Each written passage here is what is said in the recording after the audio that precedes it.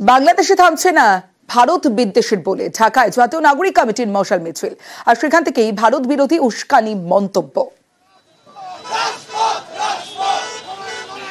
বাংলাদেশে দিল্লির দালাল খুনি হাসিনার পতনের পর থেকে দিল্লির মাথা গরম হয়ে গেছে।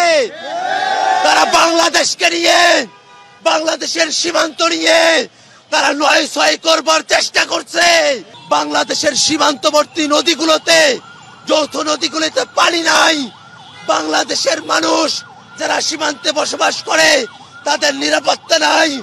বাংলাদেশের রাজনীতিতে ভারতের অযাচিত হস্তক্ষেপ। বাংলাদেশে তারা চায় ভারতের মতো করে তাদের দলদাস হয়ে এদেশের শাসকেরা শাসন করবে।